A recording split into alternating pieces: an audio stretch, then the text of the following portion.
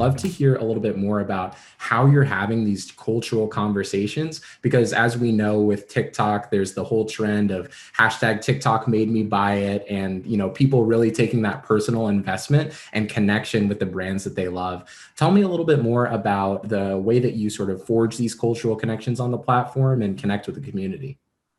Yeah, I think things move really fast. And so from a brand perspective, you have to kind of break down the barriers that typically are imposed by your own doing in terms of having very polished content and very lengthy processes to bring something to life, and really let the communities start to tell the story. And so obviously on TikTok, there's trends that can be sparked in a day and expand in a week and maybe like die after 2 weeks. So how do you make sure that you're tapped into that? I think you create the place that your customers feel comfortable and empowered to create the content for you.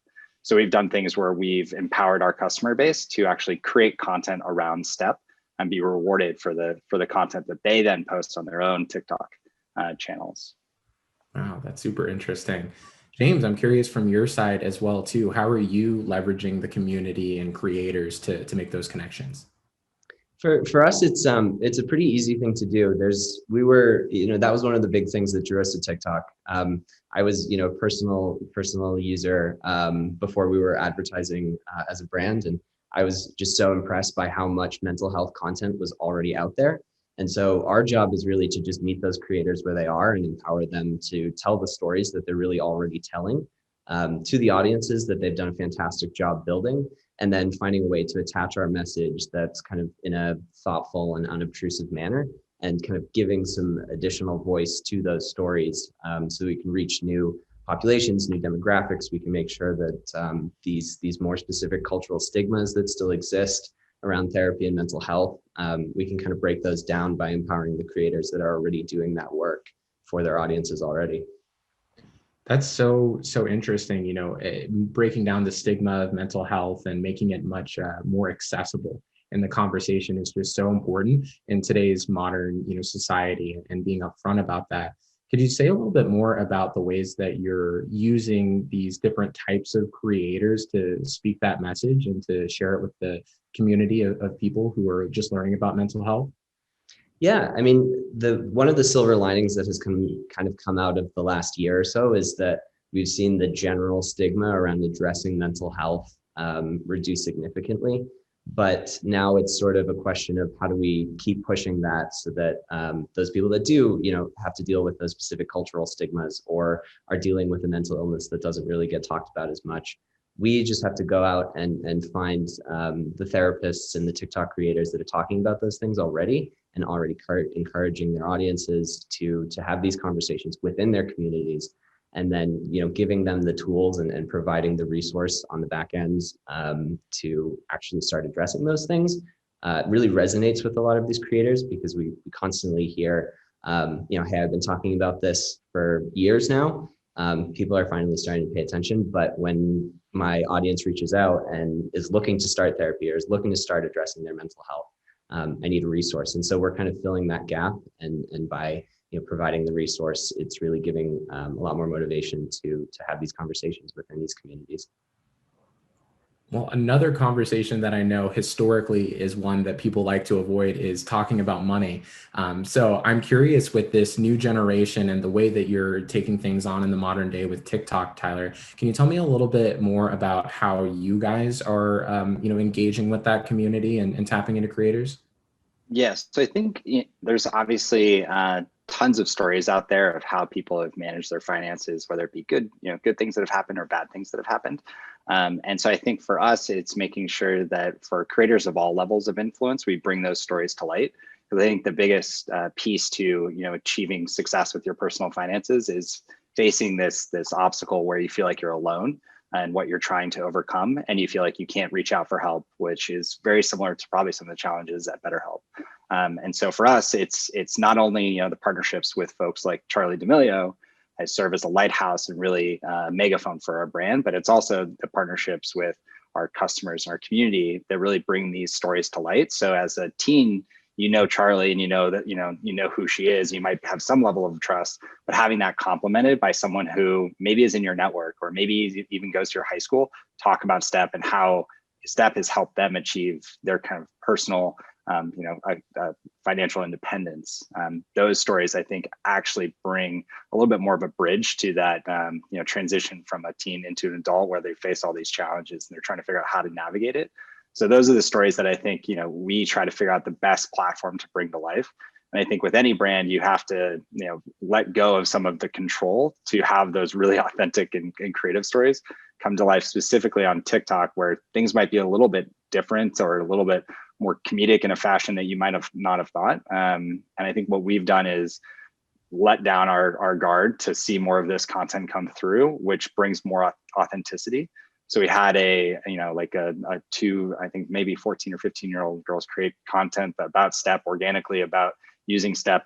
They have like a spa day TikTok, and it went viral. And it, it's probably something we would have never drawn up or never had, any thought around like creating, but it really told a story from a very unique perspective, and it had Step fit in, which in a way we probably never would have thought of. Wow.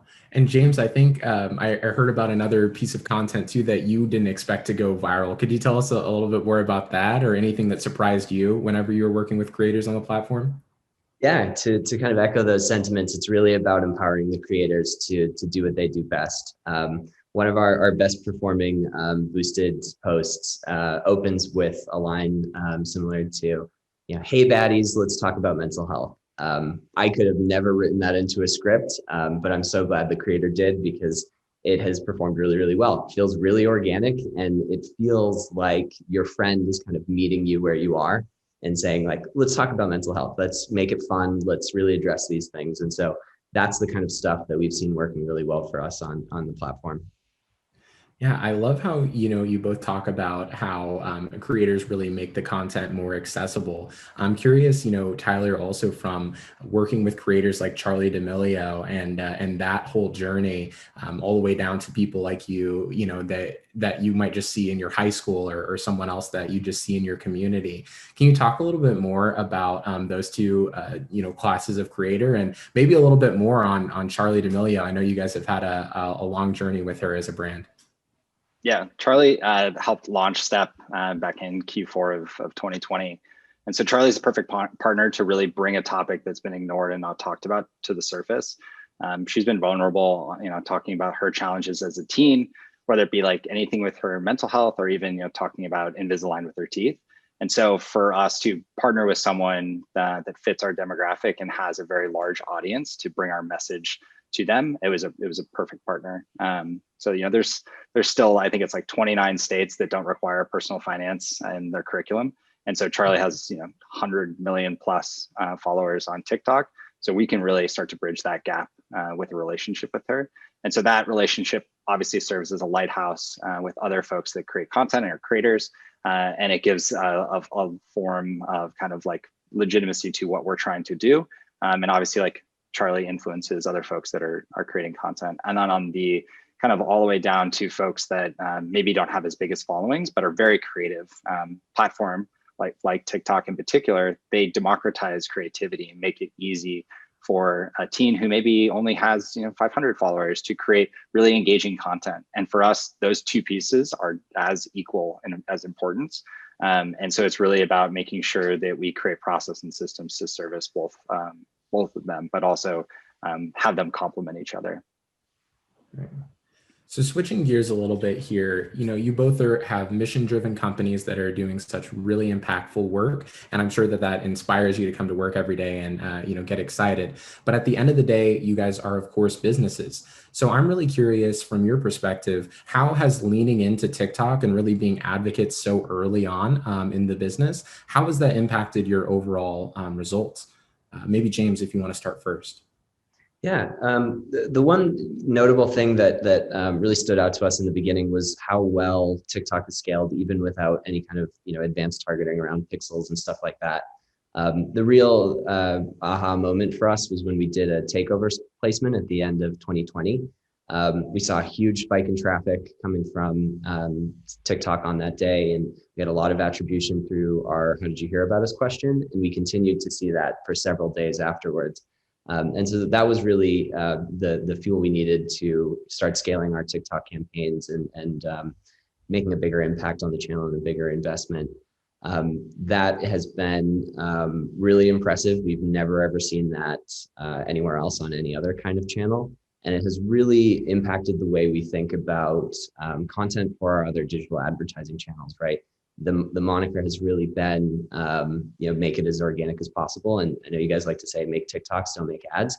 That is so true. And I think that has a lot of implication on other channels as well. So my mission over the last couple of months since we've started to scale our TikTok activities is finding ways we can bring some of the secret sauce that makes TikToks work to other advertising channels as well. That's awesome. So you talked a little bit about content and a little bit more about, this big brand push. How have you guys leveraged that at Step, being kind of a really data-driven and app-based company as well? Curious in how this has, leveraged and benefited you as a company. Yeah, so we're definitely still new, but we leaned into TikTok right from launch, and it was definitely a key component to our growth strategy early on. Speaking to the Charli partnership, and then also all the way down to empowering our community, our customers create content, and it was definitely a key piece to us reaching 1.5 million customers in just 6 months of being live. And so I think the key piece is like, how do you empower teens? And how we do that is actually communicated via TikTok, and the platform allows us to tell that story in a more authentic way, because it's not something where we could create a single explainer video to tell you how we're actually doing it.